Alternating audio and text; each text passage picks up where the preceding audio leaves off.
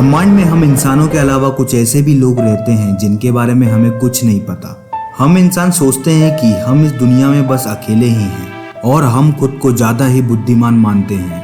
हम इंसानों को ऐसा सोचना चाहिए क्या बस हम ही हैं अकेले इस ब्रह्मांड में? ये ब्रह्मांड कितना बड़ा है? क्या इस ब्रह्मांड का कोई अंत है? क्या नहीं है? हमारी दुनिया में कुछ ऐसी भी दुर्घटना घटी है जिसको माना जाता है कि ये एलियन के द्वारा किया गया है। एलियंस के बारे में हमने दुनिया भर में बहुत कुछ सुना है कि एलियंस आते हैं हमारी दुनिया में और हम इंसानों का अपहरण करते हैं, और इस चीज़ के बारे में हमें जरा सा भी नहीं पता। सवाल तो ये है, कौन है ये लोग? ये आते कहाँ से हैं और ये रहते कहाँ हैं और ये दिखते कैसे हैं? दुनिया भर में दावा किया जाता है कि एलियंस आते हैं हमारी दुनिया में, लेकिन सवाल ये है कि ये एलियन आते क्यों हैं हमारी दुनिया में? इसका जवाब लेकिन किसी के पास नहीं है, तभी इस चीज़ को बहुत रहस्यमय माना जाता है। तो आज हम ऐसे ही कुछ एलियन केस स्टडी के बारे में बात करेंगे जिसमें एलियन को देखा गया है हमारी दुनिया में, और आज हम ऐसे कुछ किडनैपिंग केस के बारे में बात करेंगे जिसमें इंसानों को एलियन द्वारा उठाया गया है। तो दोस्तों दिल थाम के बैठ जाओ, आज की वीडियो भी बहुत ज़्यादा मजेदार होने वाली है। वीडियो को तो जरा सा भी स्किप मत करना दोस्तों, नहीं तो आप इस वीडियो के मजे नहीं ले पाओगे। तो दोस्तों मैं हूं आपका जॉय और आप सबका स्वागत है हमारे जॉय मिस्टीरियस टीवी पे। दोस्तों आपने पिछली वीडियो में इतना अच्छा रिस्पांस दिखाया है जिसको देख के तो मेरा दिल गार्डन हो गया। तो दोस्तों मैं ये चाहता हूं कि आप वाली वीडियो भी मुझे ऐसा ही रिस्पांस दिखाएं। तो दोस्तों वीडियो को जरा सा भी देरी ना करते हुए हम आज की वीडियो को स्टार्ट करते हैं।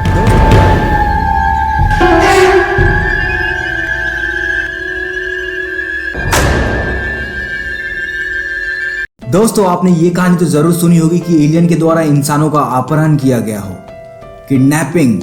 अगर मैं आपसे ये बोलूं ये घटना वास्तव में घटी है तो आप क्या बोलोगे? दोस्तों इस कहानी की शुरुआत होती है 1961 में। दोस्तों इस कहानी में बेसिकली दो मेन कैरेक्टर हैं, एक है बेटी और एक है बर्ने। बेटी और बर्ने ने दावा किया कि उनका अपहरण हुआ था एक एलियन के द्वारा। 1961 में बेटी और बर्ने अपनी छुट्टी बना के आ रहे थे कनाडा से अपने घर। रात का समय था और बर्ने अपनी कार को ड्राइव कर रहे थे और बेटी उनके बगल में बैठी थी। उन दोनों ने आसमान में एक ऐसी चीज देखी जिसको देख के वो हैरान ही हो गए।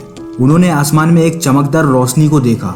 वो रोशनी एक जगह से दूसरी जगह पे मूव कर रही थी और वो दोनों ने ये भी नोटिस किया कि वो रोशनी बाकी तारों से बिल्कुल अलग दिख रही है। बर्ने ने इस रहस्यमय रोशनी को देखने के लिए अपनी गाड़ी को रोका और साइड में लगाया, और वो खुद कार से उतरकर दूरबीन से उस रोशनी को देखने लगा। फिर बर्ने ने ध्यान से नोटिस किया कि वो रोशनी अचानक से ही उनके पास आते जा रही है। फिर कुछ समय बाद वो रोशनी एकदम बर्ने की आंखों के सामने आ गई। अब वो रोशनी बहुत ही साफ दिख रही थी। बर्ने ने बताया था कि वो रोशनी एक गोल आकार के ऑब्जेक्ट से आ रही थी और उसमें गोल आकार की खिड़कियां भी थी। इसमें से कुछ अजीब से दिखने वाले लोग उस खिड़की में से देख रहे थे हमारे तरफ। ये चीज देखकर बर्ने बिल्कुल डर गया और बर्ने तुरंत भागा अपनी कार की ओर। कार में बैठने के बाद वो तुरंत वहां से निकल गया अपने घर के ओर। जब बेटी और बर्ने अपने घर के पास पहुंचे तो उन्हें अजीब लगा कि उन्हें इतना टाइम क्यों लग गया घर पहुंचने में। उनका शहर इतना दूर भी नहीं था। जहां वो कुछ समय में पहुंचने वाले थे, अब वहां पर पहुंचने में उनको घंटों लग गए। बेटी और बर्ने ने सोचा अभी रात बहुत हो गई है, इस बारे में हम कल बात करेंगे। लेकिन उस रात से ही बेटी और बर्ने को अजीबोगरीब डरावने सपने आने लगे। बेटी ने बताया कि उन्हें सपनों में एक डरावना सा क्रिएचर दिखता था और बर्ने को अपने शरीर पे दर्द होना चालू हो गया था। बर्ने को आज से पहले कभी ऐसा दर्द नहीं हुआ था अपने शरीर में। बर्ने ने कुछ समय बाद सोचा कि उन्हें मदद की जरूरत है। बेटी और बर्ने निकल पड़ते हैं बोस्टन की ओर। वहाँ पर वो एक मशहूर डॉक्टर से मिलते हैं। बेटी और बर्ने ने जो घटना उनके साथ हुई थी वो घटना के बारे में पूरा बता दिया उस डॉक्टर को। तो उनको यकीन हो गया कि इन दोनों का अपहरण किया गया था एलियन के द्वारा। बेटी और बर्ने को उस डॉक्टर ने अलग अलग बिठाकर हिप्नोटाइज किया। उन दोनों ने हिप्नोटाइज के टाइम बस एक ही चीज बताई। उनने ये बताया कि उनको कुछ अजीब से दिखने वाले लोग उठा के ले गए थे एक शिप पे। उनका सर बहुत ही बड़ा था और उनकी हाइट लगभग 4 से 5 फीट तक थी। उन्होंने हमें एक टेबल पर लेटाकर हमारे ऊपर एक्सपेरिमेंट करना चालू किया। बेटी ने ये भी बताया कि उन छोटे लोगों ने मेरे बालों और मेरे नाखून का सैंपल भी लिया और मेरी बॉडी में नीडल से भी एक्सपेरिमेंट किया गया। और बेटी ने एक स्टार सिस्टम को भी ड्रॉ करके बताया और बेटी ने ये भी बोला कि ये स्टार सिस्टम मुझे एलियन ने बताया। लेकिन इस स्टार सिस्टम की खोज 1969 में की गई थी। जब बेटी की इस ड्राइंग को कंप्यूटर में देखा गया तो किसी को भी यकीन नहीं हुआ। जो बेटी ने स्टार सिस्टम को ड्रॉ किया था वो एकदम परफेक्ट था। किसी को भी यकीन नहीं हो रहा था इस बात पे कि बेटी ने 6 साल पहले ही इस स्टार सिस्टम को कैसे समझ लिया। और परने ने भी बताया कि वो एलियन टेलीपैथी से बात कर रहे थे। जिनको नहीं पता टेलीपैथी क्या है तो मैं उनको बता दूं, टेलीपैथी एक ऐसी चीज़ है जिसमें हम बिना बोले बात कर सकते हैं दिमाग से किसी और के दिमाग पे। और इस घटना को कितने साल हो गए लेकिन कोई भी इस घटना को झूठ साबित नहीं कर पाया। दोस्तों ये थी बेटी और बर्नी की एक सच्ची कहानी। दोस्तों ये आपको कैसी ये लगी कहानी आप मुझे जरूर कमेंट में बताना।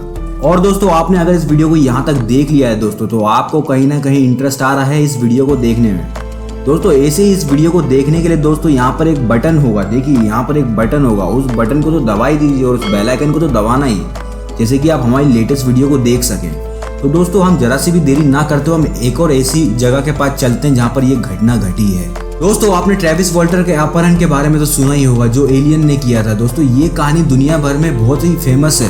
बेसिकली इस कहानी में टोटल 7 लोग रहते हैं और ये कहानी एक सच्ची घटना पे आधारित है। ट्रेविस वॉल्टर का इस केस में ये कहना था कि उनकी मौत हो गई थी एक यूएफओ के लेजर ब्लास्ट से।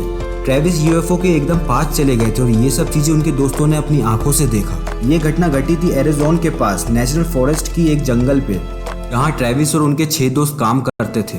ये बात है नवंबर 1975 की, जब ट्रेविस वॉल्टर अपने 6 दोस्तों के साथ काम कर रहा था उस जंगल पे। इन लोगों का काम था उस जंगल में पेड़ पौधों को देखना। ट्रेविस और उसके 6 दोस्त हर दिन की तरह जा रहे थे उस जंगल में काम करने के लिए। जैसे ही रात हुई तो उनका काम का टाइम भी खत्म हो गया और वो लोग जा रहे थे अपने अपने घर। उस टाइम शाम के 6:30 हो रहे थे। घर जाते वक्त उन्होंने आसमान में एक चमकदार रोशनी को देखा और वे रोशनी एक जगह से दूसरी जगह पर जा रही थी।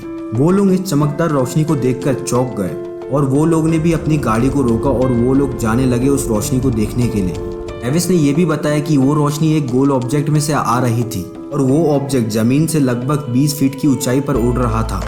ट्रेविस के दोस्तों ने बताया कि ट्रेविस को वो ऑब्जेक्ट बहुत ही करीब से देखना था, तो ट्रेविस गाड़ी से उतरकर जाने लगा उस रहस्यमयी ऑब्जेक्ट के पास। ट्रेविस को उसके 6 दोस्तों ने मना भी किया, वहां मत जाओ, वहां पर खतरा है, लेकिन ट्रेविस ने उन 6 दोस्तों में से किसी की भी बात नहीं सुनी। ट्रेविस सीधे चला गया उस रहस्यमयी रोशनी के पास जो उस ऑब्जेक्ट से निकल रही थी।